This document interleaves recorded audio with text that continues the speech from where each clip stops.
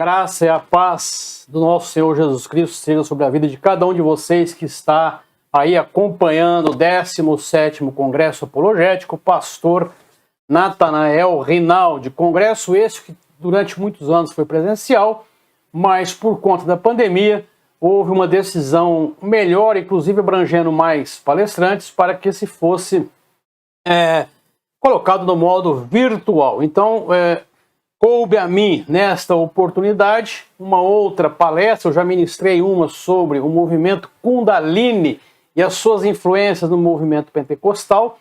E hoje nós vamos abordar aqui a temática do G12, né? Essa sigla tão famosa, tão conhecida no meio evangélico.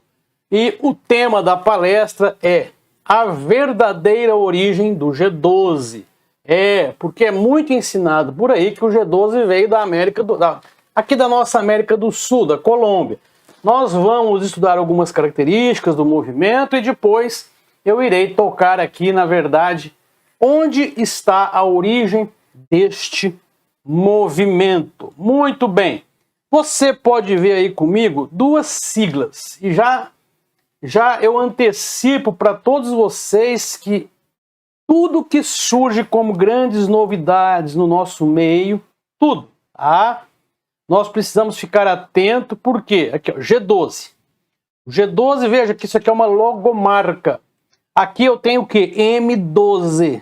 Por que que aqui é M12 e não é G12? O M12 é a sigla do ministério do apóstolo René Terra Nova, que reside na cidade de Manaus. Ele era, logo no início dos anos 2000, um dos 12 do César Castelhano, que é colombiano, que criou, na teoria que é ensinada, criou esse movimento.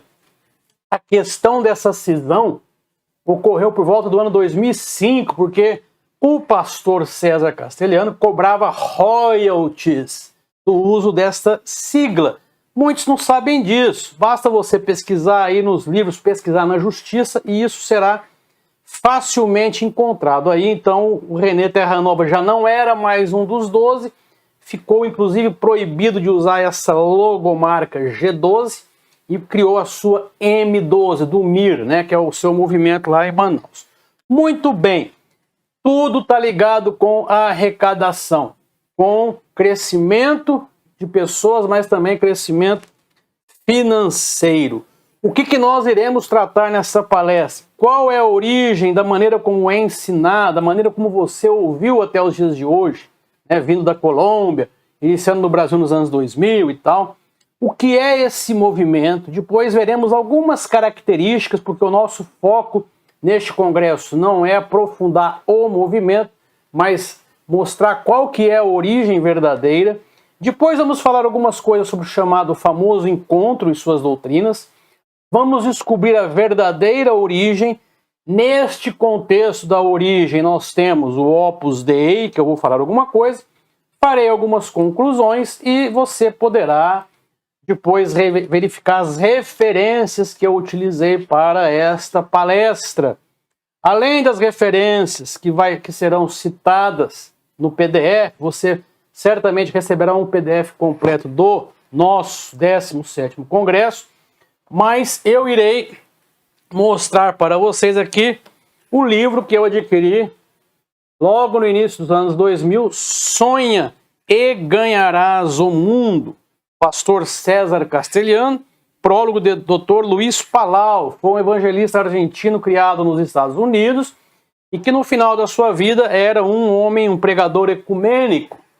Veja bem, o livro Sonha, melhor dizendo, e Ganharás o Mundo, ele fala que o César recebeu a visão em 1983. Aí se estruturou, desenvolveu e chegou no Brasil no final dos anos 90, 97, 8, 9, 2000, com o famoso Betel, né, que era o nome do encontro, é o nome ainda, tá?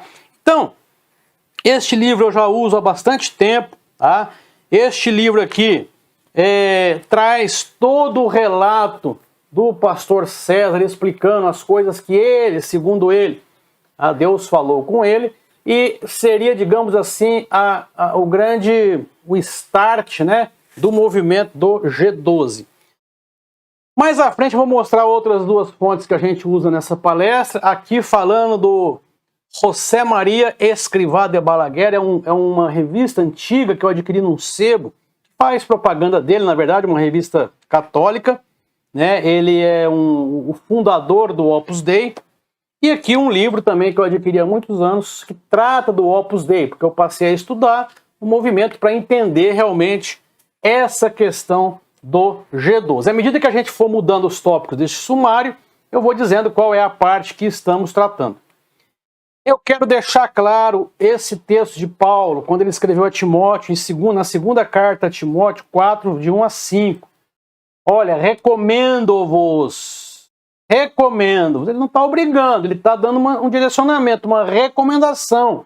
Olha, é interessante, é conveniente que você siga a minha recomendação, né, a minha orientação. Então eu recomendo, diante de Deus e do Senhor Jesus Cristo, que julgareis os vivos e os mortos, que julgarás os vivos e mortos na sua manifestação e no seu reino, que pregueis a palavra, pregar a palavra, que você insiste no tempo e fora do tempo. Ele, o Senhor, repreende, exorta com toda paciência e doutrina. Por que que o Senhor faz isso? Porque virá o tempo em que eles não sofrerão a sã doutrina. É o que acontece nos dias de hoje, de muita apostasia. As pessoas não sofrem mais com os ensinamentos verdadeiros da palavra. Está esparramado por aí pastores liberais, neoliberais, ensinando todo tipo de apostasia, e as pessoas não sofrem com isso, não se doem por isso. Por isso que é importante este congresso, para que ninguém vos engane. Mas, coçando para ouvir, os mestres serão amontoados de acordo com as suas próprias concupiscências, de acordo com o desejo dele. E eles se desviarão os seus ouvidos da verdade e se voltarão para as fábulas. Mas você que participa desse congresso, seja sóbrio em tudo, suporte as aflições, faça o trabalho de um evangelista e cumpra o seu ministério. Por que que eu dedico esse versículo a você que está nesse congresso e a todos os palestrantes? Porque essa é uma época que nós vivemos, de muita falsa doutrina, de muita apostasia, de muito ensino que parece verdade, mas é mentira, que é o que a Bíblia nos ensina como sofisma, tá bom? Então fica aí esse versículo como uma introdução para essa nossa palestra. Então qual que é a origem do movimento do G12? Eu já citei aqui o pastor Cláudio, o pastor César e a sua esposa Cláudia, né, castelhano. O movimento G12, ou o governo dos 12, vem do espanhol, na verdade, gobierno de los 12, é G12. É o produto da visão que ele afirma ter recebido em 83. Tá? Esse livro que eu mostrei para vocês aqui. Ele é um pastor evangélico que ele reside em Bogotá, capital da Colômbia. Então, o que é ensinado, o que é falado é que essa é a origem deste movimento. Tá bom? Muito bem. E o que é esse movimento G12? Bom, muitos vão colocar diversos tipos de argumentos, situações, mas de uma maneira resumida, depois eu vou acompanhar nos slides. O G12 é uma visão que ele diz que as pessoas têm que ter um reencontro com Deus, um reencontro espiritual, por meio de pré-encontros, depois vai ter o encontro de fato, onde tem a experiência do Betel, ali onde existem práticas muito similares a práticas de religiões esotéricas e ocultistas. Depois tem o pós-encontro, tem uma estrutura diferente administrativa da igreja de divisão em grupos familiares, em pequenos grupos que eles chamam de células, que tem que ter no máximo 12, então uma pessoa governa 12 ou discipula 12 e assim vai. Então, num aspecto geral, essa é a estrutura dessa visão aqui. Então, qual era o interesse do César, do castelhano, no início, obviamente, ao alegar que recebeu essa visão? Ele diz aqui, está no livro, ele diz o seguinte: estando em um dos meus prolongados períodos de oração, pedindo a direção de Deus para algumas decisões, clamando por uma estratégia que ajudasse a frutificação de 70 células que tínhamos até então, recebi a extraordinária revelação do modelo dos 12. Nós vamos ver depois que isso aqui é mentira total. Esse modelo dos 12, nós vamos ver lá na frente, surgiu com os jesuítas e depois foi aperfeiçoado pelo Opus Dei. Então não foi ele que inventou isso. Então, obviamente, não foi Deus. Na verdade, o modelo dos 12 foi dado para Jesus para colocar os 12 apóstolos. Deus o justificou recordando-me o modelo. Deus me justificou recordando como Jesus havia trabalhado com os 12 discípulos. Nessa ocasião, escutei o Senhor dizendo-me: vais reproduzir a visão que tenho dado em 12 homens. E estes devem fazer com 12, e estes, por sua vez, com outros 12. Igual um marketing multinível, um marketing de rede, né? A famosa e vulgarmente conhecida como pirâmide.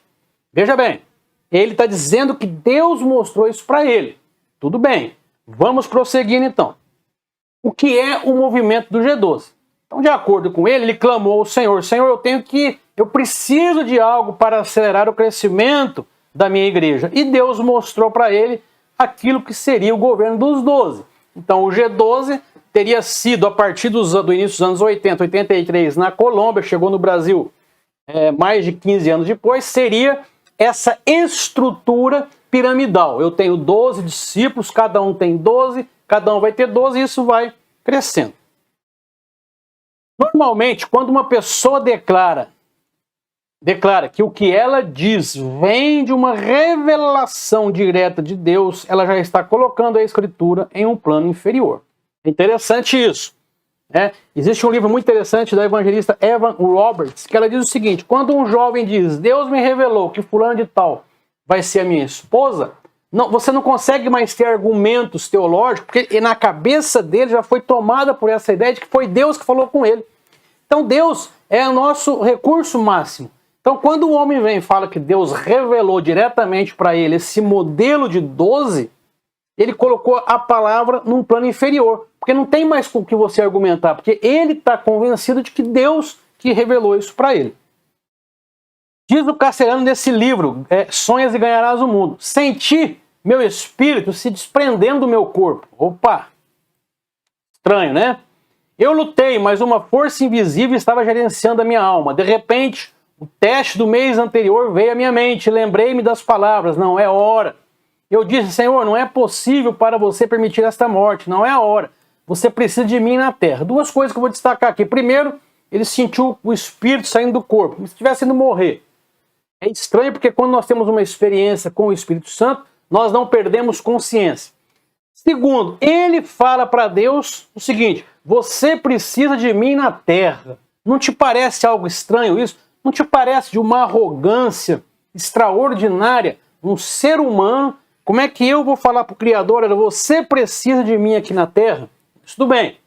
Isso cabe a você julgar, cabe a você avaliar isso que eu estou te transmitindo. Agora aqui é um discípulo do César, é um pastor chileno, um apóstolo chileno, bajulando esse trabalho, elogiando. Ele coloca o seguinte: a visão celular é uma visão dada por Deus ao pastor César Castellanos, da cidade de Bogotá, Colômbia, a fim de vivificar a igreja do terceiro milênio e ajudá-la a ser tão frutífera e próspera quanto a igreja do primeiro século.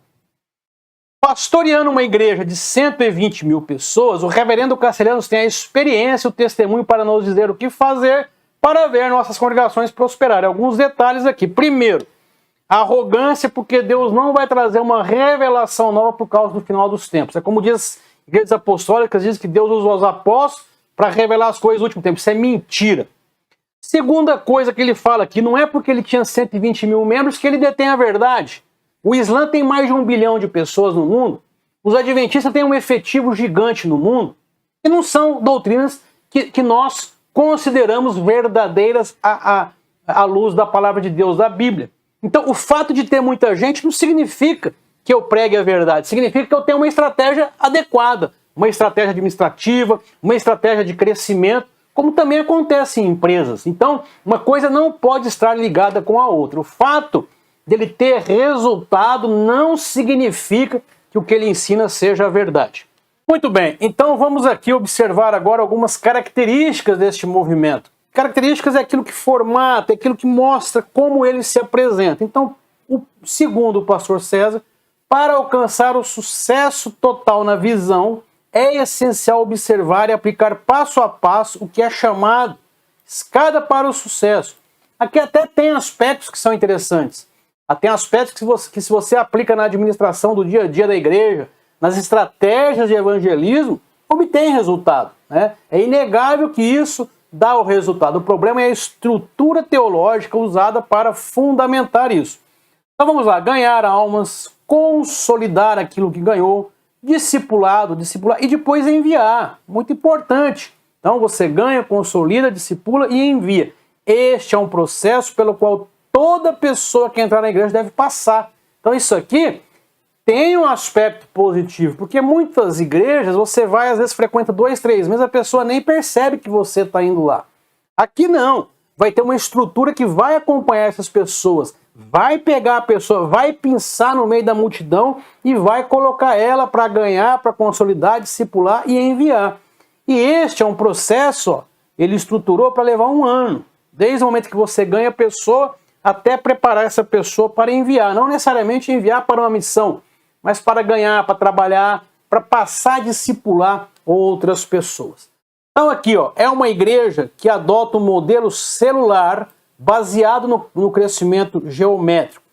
É aumentado em números múltiplos de 12 e usa um sistema piramidal. Tem aqui o apóstolo, que é só um, tem líderes, ele tem 12 liderados, cada líder tem 12. Total, na terceira linha, chega a 144. Se você observar, todas as igrejas que adotaram cargos de apóstolo aqui no Brasil, só tem um apóstolo. Nenhuma tem mais de um. Ele não admite perder o poder que aquele cargo lhe empresta, né? Só tem um. Então, existem algumas neopentecostais que têm esse título, mas não tem essa visão aí do G12. De um modo geral, as que têm a visão do G12 tem um apóstolo e só tem um. E esse apóstolo vai passar o cargo, sabe para quem? Para o filho dele. É isso que acontece. Não tem uma estrutura da igreja que coloque pessoas mais preparadas, na verdade. É uma coisa familiar. Aqui, ó, não é uma visão, segundo César, mas é a visão. Isso é arrogância. Isso aqui é falsa espiritualidade.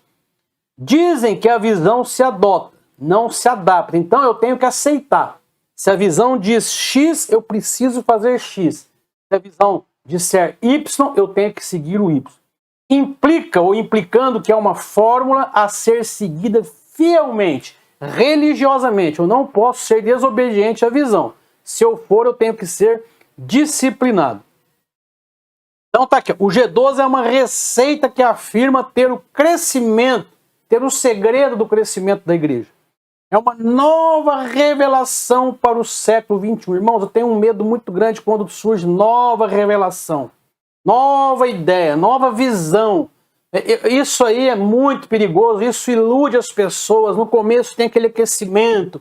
Eu me lembro no ano de 2000, eu morava na cidade de Cuiabá, quando isso começou, e a nossa comunidade vai adotar, não vai? Eu falei, não, adote. Aí não, vamos adotar com adaptações, sabe? E isso é terrível, porque dividiu muitas igrejas, problemas psicológicos em muitas pessoas. Né? Talvez na sua família tenha alguém que tenha sofrido isso.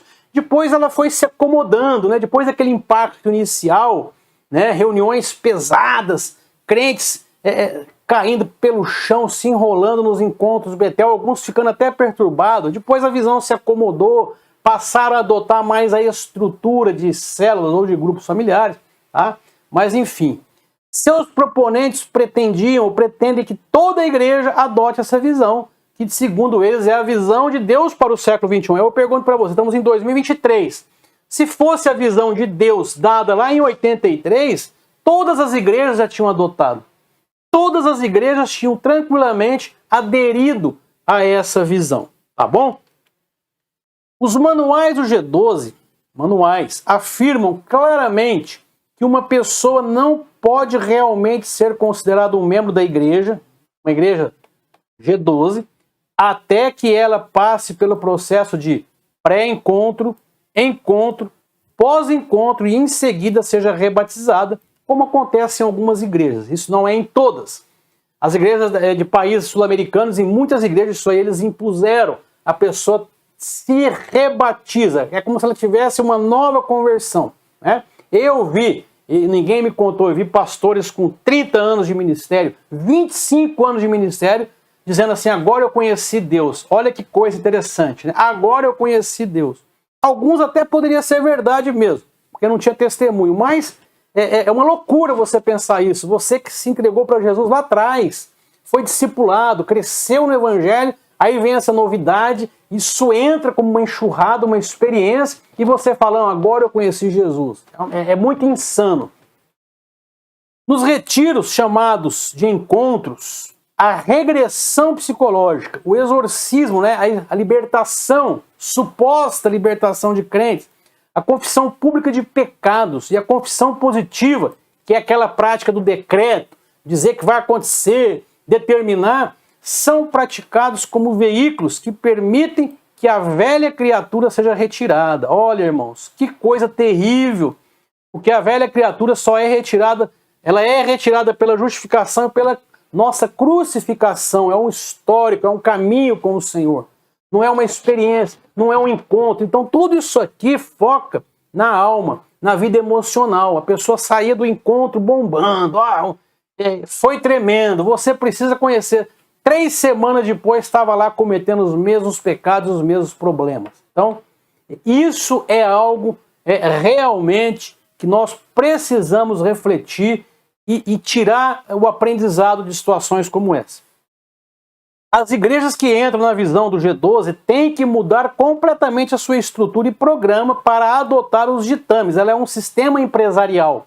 Se você falar, eu vou ser um dos 12 do fulano de tal, você tem que seguir à risca. Uma reunião na semana, no máximo 12 pessoas, treinar os seus líderes, né? Ninguém vai ficar fora desse enquadramento. Cada líder vai começar a treinar 12 quando estiverem preparados. Claro, a visão é interessante, mas começa a virar uma sangria isso. Começa a virar algo parecido com uma empresa. Cada célula precisa arrecadar tanto, tem metas disso, metas aqui, tem prazos, e isso fica uma insanidade na cabeça dos cristãos, na cabeça dos crentes. E a igreja se torna uma empresa, na verdade. Inclui nisso entrar na prática de dizimar os dízimos da congregação para enviar ao governo. É o chamado dízimo do dízimo.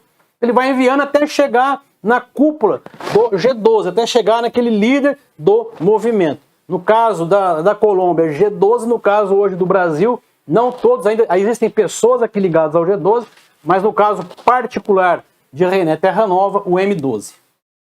Aqui é uma reportagem que saiu aí nos anos 2000, 2006, né? Se não me engano, em El Salvador ou na Costa Rica. Pirâmide evangélica. Por quê? Porque começou a ter muito problema com os cristãos, com os crentes. Aqui cresce na ilha o método G12, células de 12, né, feligrenses que devem se converter, que são cristãos, crentes, devem se converter a outras 12 pessoas. Seus críticos questionam a origem divina desse modelo e vê apenas como uma forma de gerar mais dízimo, ou seja, mais arrecadação. Então tá aí, isso é denunciado já há muitos anos. Ainda algumas características. O perigo do G12 é o uso de técnicas e ensinamentos antibíblicos que contradizem as verdades do Evangelho. Por exemplo, a regressão, que foi muito comum no início. Eu vou mostrar aqui algumas fotos, depois pessoas escrevendo nome de pecado, colocando no papel, fixando em parede. Há relatos na América Central de confissões de pecados graves que depois a liderança usava para chantagear aquele crente. Olha que coisa terrível. Muitas das suas práticas são baseadas em misticismo e manipulação. Ainda nas características, o que o César ensina no livro dele a respeito do movimento? Olha, eu tenho uma igreja que não cresce muito, eu quero entrar para o G12. Primeira coisa, sucesso garantido. Então parece mesmo coisa de venda de um produto, né? César Castelhano oferece a garantia de que toda igreja que aplicar o G12 crescerá. Implantar, diz ele, um modelo dos 12 implica abandonar a tradicional e lançar-se à conquista de um mundo totalmente diferente, mas eficaz, porque o crescimento é garantido através dele. Eu já disse, a organização dá crescimento. Você vê o tamanho dos Mormons, você vê o tamanho dos Testemunhos de Jeová, o tamanho dos Adventistas. Nem por isso estão ensinando a verdade bíblica. Eles ensinam a verdade deles, não a bíblica. Mas a Bíblia diz, olha, eu plantei, Apolo regou, mas o crescimento foi dado por Deus. Portanto, nem o que planta é alguma coisa, nem o que rega, mas Deus é que dá o crescimento. E Ele dá o crescimento às igrejas como Ele quiser. Por quê? Porque quem convence o pecador do seu pecado é o Espírito Santo, não é a estratégia que eu uso. Bom? Outro sofisma que ele ensina. Somente as mega-igrejas cumprem esse desejo de Deus. O conceito do G12 decorre da ideia de que apenas as mega-igrejas são igrejas de sucesso. É assim que menosprezam milhares de igrejas no mundo que cumprem a grande comissão. Eles apoiam as missões e crescem plantando novas obras, essas pequenas. A história da igreja mostra que as primeiras igrejas eram pequenas, com médias de 30 a 40 pessoas e geralmente se reuniam em casas. Está aqui, ó. Saúda os irmãos que estão em Laodiceia e Ninfas e a igreja que está na sua casa. Não há nada de errado com igrejas pequenas, nada. Mas para o G12 há. O número 12, segundo César, tem um significado espiritual. Castelhanos afirma que, como o número 12 na Bíblia tem um significado espiritual, e foi isso ou por isso que Jesus usou para escolher os discípulos, isso torna a fórmula dos 12 um sucesso. Isso, irmãos, é misticismo. Isso é numerologia, isso é astrologia, isso não é evangelho, isso não é fundamentação teológica. Jesus escolheu 12 apóstolos porque era o símbolo das 12 tribos de Israel, não porque o 12 tem algum efeito mágico. Também não há nenhuma evidência no Novo Testamento de que os apóstolos continuaram a usar essa forma. Pelo contrário, depois passou para 70. Não tem nenhuma relação com o 12. Poderia ser até um múltiplo de 12, não era. Tá? Então, nada a ver. Mas a pessoa fala com carisma, ela fala com aquela eloquência e convence as demais pessoas. Vamos agora passar para outra parte, tratar alguma coisa dos encontros. O encontro e algumas doutrinas que vêm atreladas aí ao movimento do G12. Os encontros, o que são os encontros? O que são essa... Por que eles chamam de encontros? Na verdade, chamamos de retiros também. O cerne da visão, ou core, o miolo, né? O núcleo duro é a ênfase em retiros. Guarda essa palavra, chamados de encontros. Eles afirmam ser o ponto de partida para a transformação espiritual de uma pessoa. Quem pretende entrar na visão tem que passar pelo encontro. O encontro, segundo César, é a primeira experiência de confronto face a face com Deus, com a sua palavra, consigo mesmo, com o seu passado. Meu passado não tem nada que ver comigo, isso é misticismo, isso é hinduísmo, buscar o eu interior. Onde terá a graça de Deus para o arrancar completamente da sua vida.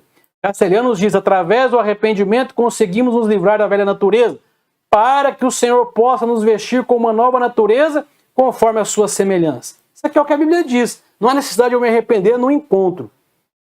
Para o G12, o encontro substitui a experiência da conversão. O encontro é a primeira experiência de confronto face a face com Deus. Por isso que o encontro é chamado de Betel. Né? A pessoa vai ter um encontro e vai se encontrar com Deus. Como se aquela estratégia do retiro, de esvaziar a mente, que são práticas ascetistas, são práticas minimalistas, são práticas hinduístas, iriam ter algum efeito na questão da fé, na questão do evangelho. Porém, a verdadeira conversão não é uma regressão psicológica, muito menos um exorcismo, uma libertação de um crente que tem 30 anos de igreja, que foi liberto lá atrás, no começo da sua vida cristã. Mas o início da santificação e a consagração do crente. Aqui no livro Sonha e Ganharás o Mundo, eu separei aqui um título para você ver como é que é pesado isso. Olha, na página 92, tá? Eu vou ler aqui o final. A rejeição que tenha ocorrido durante a gravidez, na infância ou na adolescência é o tema de maior tratamento durante os encontros. Mas ou viver as experiências de Jesus no Getsemane e na cruz em um retiro, ora, eu tenho que ir para um retiro para viver algo que é espiritual. Não te parece muito estranho isso? Leva a pessoa a ser curada de todas as feridas emocionais produzidas pelo episódio que ela teve lá atrás como criança. Receber libertação da desonra, da humilhação, da insegurança e do temor. Entender a obra perfeita de Jesus na cruz, cortar as maldições que venham por descendência e compreender com exatidão quem é Deus. Receber a sua paternidade como fiel e amoroso restaurador é uma experiência maravilhosa. Então isso aqui é um texto místico, isso aqui é um texto esotérico. Isso não é um texto cristão, isso não tem nenhum tipo de base na Bíblia Sagrada. Mas a partir do momento que você se submete àquilo, você não vai se libertar dos espíritos enganadores. Você vai dar ocasião para que eles atuem na sua vida. Muito bem, ainda sobre os encontros. Numerosos testemunhos, de pessoas que estiveram nesses encontros, atestam, nos reportam manipulação por meio de coerção e pressão dos colegas. Porque você não pode falar nada, você é separado, você é tomado do teu celular, você fica isolado do mundo, você tem que entrar em situações de práticas de meditação, então eles manipulam a mente das pessoas. A rápida sucessão de acontecimentos dificulta o raciocínio, é uma coisa atrás da outra. Sai para o retiro, leva a mala, entra no alojamento, vai para a oração, vai para o que tem, tira material, começa a fazer trabalho de sugestões mentais, orações mentais, mantras ali, e aí isso aí dificulta você refletir. Forçar o crente a confessar os seus pecados na frente de todos, que vergonhoso isso, o que é obviamente um esquema de controle, como eu disse para vocês, O evangelista Antônio Bolanes, ele relata casos da América Central de que depois o pastor chantageava a pessoa porque ficou sabendo das coisas graves que ele havia declarado numa dessas confissões. A prática da libertação do exorcismo nos crentes e as suas evidências baseadas em sinais místicos, como falar línguas, rir descontroladamente e respirar o ar, Ficar com esse tipo de sensação. Claro, nós acreditamos no dom de línguas, no falar em línguas, mas aqui é um caso específico, é uma coisa com descontrole, a pessoa perde consciência, A unção do riso, a unção de respirar o ar, todas as práticas que inclusive eu cito lá na palestra do Kundalini. Então veja, tudo isso aqui é relatado por quem viveu isso nos encontros. Não é uma coisa que nós inventamos, tiramos da cartola. Muitos líderes, pessoas que nos compartilharam situações como essas aqui. É fácil perceber que no espírito de fazer seguidores, o G12 o submete a uma iniciação que eles chamam de reunião. É como se fosse um campo de treinamento do exército, uma iniciação de alguma fraternidade. Esses encontros baseiam-se numa mistura de falsa doutrina, psicologia, transes, humilhação pública, como se fosse um centro para ex-viciados, e pressão das pessoas que estão ali, dos pares. Tudo realizado num ambiente que torna o raciocínio impossível. A pessoa é colocada sob uma pressão tão alta que ela não pensa adequadamente. O G12 também ensina, você tem que anotar os seus objetivos e confessá-los. O diabo vai te dizer, olha, não confesse, talvez você não alcance. Não tenha medo de reivindicar os seus objetivos. Tenha metas ambiciosas que envolvam o esforço da fé, que vão além da lógica, e quando você age com fé, Deus move os anjos para te ajudar. Veja, uma expressão completamente positivista, dessa confissão positiva, melhor dizendo, do decretar. Eu vou decretar e vai acontecer. Sabemos que na realidade do dia a dia não é bem assim que acontece. Doutrinas, eles ensinam a maldição hereditária. Então a maldição hereditária não é uma coisa aqui do Brasil, não é uma coisa do Rodovalho, não. É uma coisa do G12. O G12 ensina essa teologia de maldições hereditárias. Nós lemos aqui no livro, ele falando isso, da regressão, libertando as pessoas das suas maldições de família. E que ela afirma que muitos dos problemas que um cristão luta têm a origem nas maldições espirituais e pecados dos antepassados e que foram sendo transmitidos de geração a geração. O objetivo do encontro é que a pessoa, através das técnicas de regressão e libertação, não através da ação do Espírito Santo, uma simples oração, irmãos, liberta a pessoa, mas não, tem que seguir essa técnica. Então assim a pessoa vai conseguir quebrar e cortar aquelas maldições herdadas na sua vida. Perdoar a Deus, olha que doutrina interessante. Eu tenho que liberar o perdão para Deus. Um dos ensinamentos mais estranhos, que para mim chega a soar como ridículo, é levar os seguidores à ação de perdoar a Deus. O fundamento dessa prática vem da ideia de que uma pessoa pode abrigar raiva ou ressentimento contra Deus em seu coração, porque ele esperava alguma ação de Deus, ou que ele agisse de determinada maneira e Deus não agiu, então agora eu estou magoado com Deus, eu vou perdoar a Deus. E as suas expectativas não foram atendidas. Aí com isso, lá na hora que eu estou com a minha mente vazia, chorando igual criança, porque eu fui levado a confessar, a me submeter a práticas de regressão, então eu solto essa. Senhor, eu te perdoo, Pai. e a pessoa está chorando, está emotivamente abalada, mas é uma situação ridícula, é uma situação absurda, uma situação como essa, tá bom? Olha aqui essas fotos, aqui as pessoas no chão, tá? Aqui um orando com o outro, aqui ó, a cruz, ó, o papel onde ele coloca aqui à direita, deixa eu colocar a caneta vermelha, é melhor para ver aqui, ó, aqui à direita, ó, colocando, ele marca os pecados na cruz, depois eles queimam, aqui dá para ver também, ó, cravando, ó, isso aqui é um martelo, ó, pregando aqui o pedido, papel com os pecados que ele confessou publicamente. Ele confessou publicamente. E aqui, ó, usando a vela, como se fosse trazer a luz, gera um ambiente de zen, né, de meditação, coisa do hinduísmo, coisa do Kundalini. Aqui, ó, cidadão com a Bíblia aqui, ó, esse aqui é um grupo em um retiro de G12. Aqui uma outra foto mais ampla, aqui você vê a cruz, ó, tá vendo? E aqui as pessoas pregando aqui na mão dele, ó, é um martelo, ó, tá vendo aqui, ó? É um martelo. Aqui o outro também, ó, com um martelinho na mão, pregando aqui os seus pecados com um papel. Veja, nós criticamos hoje muito as igrejas neopentecostais por causa de práticas das campanhas, né? E isso aqui é muito mais pesado, é grave. Como é que eu transformo algo espiritual? Os meus pecados foram cravados na cruz espiritualmente. Eu não vejo o meu pecado. Aí ele te leva, você fica abalado com a mente, você escreve no papel, você confessa publicamente, vai lá, põe na cruz de papel e ainda martela em cima daquela cruz. Então aqui nós vimos o que é o movimento. A partir de agora nós vamos estudar um pouco a verdadeira origem. Será que Deus de fato falou com o César Castelhanos quando ele escreveu esse livro?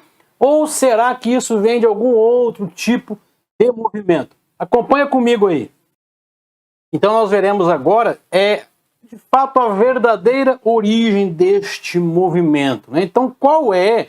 É ensinado que a origem é com o César Castelhanos, né? Vejamos, a área forte do G12 reside nos pré-encontros e reuniões, que consiste em levar os seus seguidores a uma espécie de retiro, onde com metodologias de manipulação mental e regressão, os encontradores e os encontradores, os encontradores, que é os que dirigem o encontro, os programam para a visão celular de acordo com a orientação do César Castelhano, seu fundador, anulando até mesmo as suas experiências passadas e os levando a um novo arrependimento. Eu já havia dito isso. A pessoa tem 20 anos de evangelho, 30 anos e diz que se arrependeu no encontro. Toda essa técnica e prática, presta atenção nisso, nada mais é do que a reprodução ipsilitris do método estabelecido pelo fundador dos jesuítas, Inácio de Loyola. Nesses retiros, a busca de Deus é desenvolvida através da mente ou imaginação humana. Seus seguidores mantêm silêncio absoluto por meio de pactos secretos e o exercício mental é realizado guiado por pessoas recém-convertidas ou neófitos que orientam esses recém-convertidos, muitas vezes nem pessoas experimentadas. Então, o Inácio de Loyola tinha uma prática de um retiro muito similar com o que é feito no G12. No manual do G12 e no caderno dos encontros de Inácio de Loyola, as coisas são muito parecidas. Veio depois o fundador do Opus Dei e deu essa formatação de governo dos 12. Vamos ver aqui algumas coisas a respeito de Inácio de Loyola. Inácio de Loyola, Inácio de Loyola, o Início de Loyola, ou Inácio de Loyola, saiu repetido aqui, ele nasceu no castelo ancestral que sua família tinha em Azpeitia, em Guipúzcoa, na Espanha. Quando jovem, foi pajem na corte de Fernando, o Católico, em 1491, olha, antes da descoberta do Brasil. Chamava-se Inigo de Onhes e Loyola, antes de tomar o hábito, né, antes de se tornar padre. Em 1521, enquanto defendia a cidade de Pamplona do cerco francês, sofreu um ferimento de bala de canhão na perna, acontecimento que seria transcendental, ou seja, mudaria a sua vida. Os franceses, admirados por sua coragem na batalha, o mandaram de volta para ser curado. Uma vez em seu castelo, Inácio passaria por operações extremamente dolorosas para recuperar a perna, pela qual esteve à beira da morte, ficando coxo pelo resto da vida. Ele mancava, né? Entediado durante sua longa convalescença, ele pediu livros, entre eles um sobre a vida de Cristo e outros com relatos da vida dos santos. Aos poucos, começou a ter sonhos, olha aqui o César, de glória, mas as leituras religiosas o levaram a uma espiritualidade que lhe dava paz e tranquilidade. Meditando nisso, abandonou os seus antigos objetivos e colocou-se a serviço do Senhor e declarou: de agora em diante, serei um cavaleiro de Cristo. Então ele teve uma experiência espiritual. Uma vez recuperado, Loyola partiu para Barcelona e de lá para a Terra Santa. No caminho para Barcelona, ele parou numa cidade chamada Manresa, onde ficaria por 10 meses orando e jejuando intensamente em uma caverna. Vejam que nós estamos ainda próximo ali da Reforma, um período pré-reforma, né? Nós não tínhamos ainda a visão consolidada dos reformadores. Neste local, concebeu o que ele chamava de exercícios espirituais ou retiros, e teve uma visão que o levou a fundar uma ordem religiosa conhecida como a Companhia de Jesus ou Jesuítas. Né? Para quem se dizia tão assim introspectivo, um homem santo, a sua companhia foi uma das organizações da Igreja Romana mais violentas que nós temos registro na história do cristianismo. Inácio, então, dedicou-se desde então a regular e manter a ordem unida por meio de cartas. A Companhia de Jesus cresceu e em vida passou de 8 a 1.000 membros, desenvolvendo todo um sistema de retiros ou reuniões para buscar a Deus. Estamos falando de 1530, 500 anos antes do César aparecer e falar que Deus deu a visão do G12 para ele. Essa metodologia foi expressa em um livro que serviu de guia para quem se exercitava com essas práticas mentais. Olha aqui, misticismo. Olha aqui a prática das religiões orientais, não da Bíblia. A Bíblia não fala em exercícios mentais. Indicava com grande precisão os passos a seguir para obter um encontro efetivo com Deus. O que Loyola descobriu nada mais é do que práticas regressivas misturadas com o ocultismo, métodos idênticos aos praticados por feiticeiros africanos ou mentalistas indianos. Olha aí o Kundalini, japoneses ou chineses, com uma aparência cristã, e através dos quais o passado oculto era removido por meio de confissões e penitências coletivas. Exatamente o que se passa no encontro do G12. Loyola concedeu uma suposta facilidade para encontrar Deus em todas as coisas. Isso é falsa doutrina do panteísmo. Foram vários os fenômenos que acompanharam esses exercícios espirituais. Toques místicos, lisonjas divinas, né? Como se estivesse elogiando Deus, dardos inflamados, êxtase, arrebatamentos de amor a Deus, voos do espírito, levitação, confissões, estigmatização, transformação dolorosa, como no Horto das Oliveiras, medos induzidos, complexos de culpa, penitência. Aqui nós temos G12, aqui nós temos o ascestismo, que é aquela doutrina que as pessoas batem em si próprias, sangram os seus corpos para conseguir o perdão. Veja, eu estou me referindo, falando para vocês de 500 anos antes de Cristo. Está aqui o livro dele, ó, Exercícios Espirituais. Tá a capa aí. O que Loyola praticou foi questionado pelas autoridades eclesiásticas católicas do seu tempo, mas finalmente foi aprovado pelos papas no século XX, 400 anos quase depois, que descreveram Inácio de Loyola como uma mente brilhante do cristianismo romano. Em seu tempo, Loyola influenciou muitos cristãos, suas práticas tornaram-se difundidas e aceitas. Atualmente, ainda existem as chamadas casas de retiros, onde são realizados os exercícios espirituais. Os jesuítas têm fama de ocultistas, ou seja, o que eles ensinam à congregação é apenas uma forma leve de ocultismo. Por exemplo, Loyola, se registra na sua biografia, teve experiências paranormais. Isso não tem a ver com o que a gente aprende do Espírito Santo, com aquela doutrina da pneumatologia que Paulo nos transmite nos seus livros aos Romanos, em Coríntios. Nós não perdemos o controle, nós não perdemos nossa consciência quando estamos sob a ação do Espírito Santo. No manual de Loyola, assim como no do G12, há uma ordem a seguir com frases e frases que devem ser mencionadas com exatidão, parece mantra.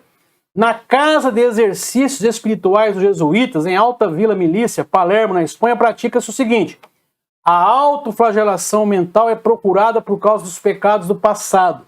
Olha aqui o G12. O mesmo é feito nos encontros realizados pelos devotos ou adeptos do G12.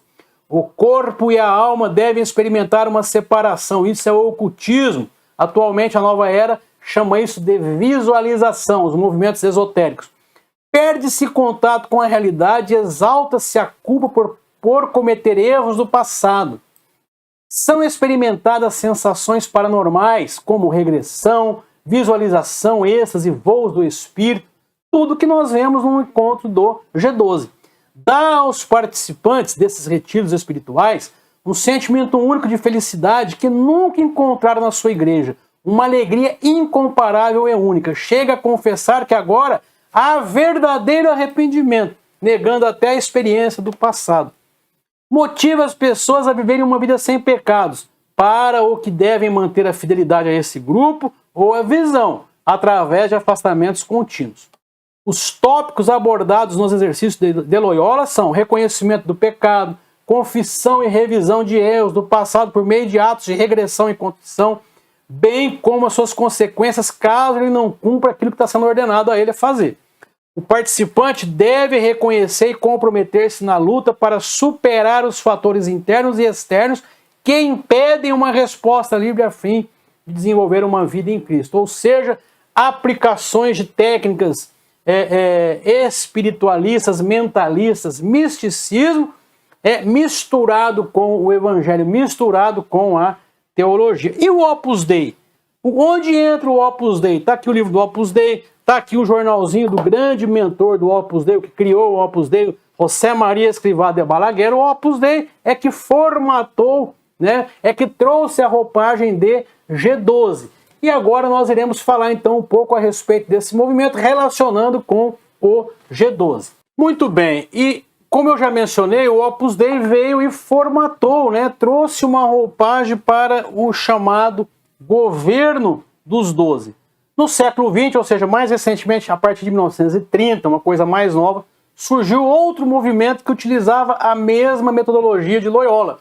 Aperfeiçoou um plano mais oculto e mais radical, que se infiltrou em todos os âmbitos da Igreja Católica e na sociedade. E ele existe até hoje, ele levou mais de 30 anos para ser aprovado por Roma. Esse movimento foi fundado pelo padre José Maria Escrivá de Balaguer, que surge dos grupos mais radicais do catolicismo nacional espanhol, fundando o Opus Dei. Veja que a Companhia de Jesus, de Inácio de Loyola e o Opus Dei tem origem na Espanha. Está aqui, né, o rosto desse homem, tá bom? Está aqui, ó, um homem muito estudioso, se formou em Direito também, foi doutor em Direito, teólogo, muito estudioso. A sua metodologia, muito similar a Inácio de Loyola, e manipulação dos seus seguidores, é que foi copiada pelo G12. Então, a mulher do César Castellano, a Cláudia Castellano, ela foi católica e foi do Opus Dei. Ela conhecia esse sistema de G12 do Opus Dei. Isso não foi o Espírito Santo que mostrou para César Castellano. E retomou os métodos de Loyola, mas com maior penetração e manipulação dos seus seguidores. Podemos afirmar com toda certeza que a metodologia das reuniões de visão do G12 é uma réplica exata na versão evangélica dessas duas correntes católicas. Isso é novidade para você? Você já tinha ouvido falar disso? César Castellanos afirma ter recebido o modelo dos 12 por revelação divina, mas reproduz as técnicas de Loyola e do Opus Dei. O que nos mostra, né, que é mais lógico, é que na verdade ele copiou e adaptou as ideias. Na verdade, o verdadeiro criador da técnica do G12 foi o padre espanhol José Maria Escrivá de Balaguer, que criou a organização Opus Dei em outubro de 28, aplicando a mesma metodologia. Segundo o evangelista Antônio Bolanes, eu vou mostrar depois aqui parte onde ele aprofunda esses estudos, um dos padres que o José Maria Escrivá de Balaguer havia nomeado como um dos seus 12, rejeitou essa doutrina, não quis. Aí ele tirou e escolheu um outro. Mas 11 aceitaram. Veja que essas novidades são atrativas. Elas são apetitosas para nós. As pessoas, elas são manipuláveis de uma maneira muito fácil, né? Afirma-se que Escrivá de Balaguer acreditava que Deus dignou a iluminá-lo e teve uma visão mística do Opus Dei. Opus Dei significa obra de Deus. e que o Senhor quis é a obra que se estendesse pelos séculos até o final dos tempos. Olha aqui a analogia com o G12, né? A igreja do século XXI até o final dos tempos. No início eram 13 clérigos, todos com votos declarados de obediência, castidade e pobreza. No entanto, aqui eu já falei isso, um deles renegou os votos, ele se casou depois, né? Então a base do governo sobre o grupo aparece no Opus através dos 12 companheiros fiéis e submissos. O governo dos 12 foi definitivamente formado, de modo que o 13 era o lugar do Filho de Deus, que era ocupado por José Maria. Além de tudo, era um megalomaníaco. Se achava, né, aquela pessoa que tinha recebido uma revelação maravilhosa de Deus. O objetivo desse movimento era recrutar leigos proeminentes de vários setores sociais da Igreja Católica e programá-los para aposentadoria grave e votos secretos, para viver lá para o movimento. Nas reuniões da Opus é exigido sigilo, como no G12, que eles definiram como a doutrina do sigilo, a arma mais poderosa dos jesuítas, até que pudessem ter certeza da fidelidade absoluta dos seus seguidores. Percebam como tem uma analogia muito forte, como são muito parecidos. Então, essa ideia do César ter trazido do Opus Dei todo esse arcabouço que ele diz que Deus revelou, tem total razão, total fundamento. Aqui é uma conferência que o evangelista Antônio Bolanes faz. Eu, na época, por estar orientando, aconselhando pessoas, consegui achar e baixei toda ela. Ela não está hoje na sequência. Ele tem são 10 vídeos, 10 seminários em que ele trata. Na parte 5, ele afirma e cita lá a referência que a esposa do César Castellanos foi membro, né, foi participante desse movimento aí do Opus Dei. Então ela conhecia tudo isso a respeito dos retiros, a respeito dos encontros espirituais. E aqui ele cita também o histórico do José Maria, ele dá detalhes de como que ele teve essa visão, que ele havia sofrido uma grande depressão, depois dessa depressão ele foi para um retiro e teria visto Deus, e ali desenvolveu toda essa teoria do Opus Dei. Muito bem, meus irmãos, nós vamos concluir então, fechando aqui essa palestra da verdadeira origem do G12 para mostrar para você que além de enganoso, além de não ter fundamentação teológica, e eu não descarto aquela parte boa da organização, da estruturação para se evangelizar.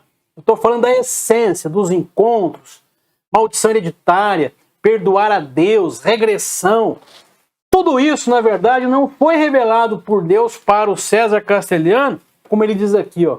Ele copiou do Opus Dei. O Opus Dei tem aqui, você pode ir atrás de outros livros, tem bem desenhado essa estrutura. Como o Opus Dei trouxe da onde? Dos jesuítas, de Inácio de Loyola, que foi o grande mentor, o criador dos retiros. Então veja, para os frequentadores do G12 não se pode fazer confrontar, senão é rebelião, é rebeldia, né? Isso é muito comum nesse meio. Você não pode se opor ao teu líder, senão você está se tornando um rebelde. Mas, na verdade, a Bíblia nos manda verificar na palavra se aquilo que é ensinado é verdadeiro. A Bíblia nos manda buscar na palavra para checarmos se aquilo que está sendo tratado tem fundamentação doutrinária, tem fundamentação teológica. Então, nós vimos claramente, primeiro, que o G12, com toda a certeza absoluta, não é um movimento bíblico, não é um movimento com fundamentação bíblica, teológica. Segundo, não foi criado por César. Ele mente no livro quando diz que Deus trouxe isso para ele. É mentira. O G12 foi criado no Opus Dei. O G12 foi formatado pelo fundador do Opus Dei, que também copiou lá dos jesuítas 500 anos atrás. Tá bom? Então, para que ninguém vos engane, 17º Congresso Apologético, eu encerro agora essa minha participação tratando da verdadeira origem do G12. Eu espero que eu tenha contribuído para o seu crescimento, para o seu aperfeiçoamento doutrinário. Tá bom, meus irmãos? Minhas irmãs, Deus abençoe todos vocês. Fiquem na paz do Senhor Jesus. Nos vemos, então, nos próximos encontros aí que virão. Um grande abraço a todos.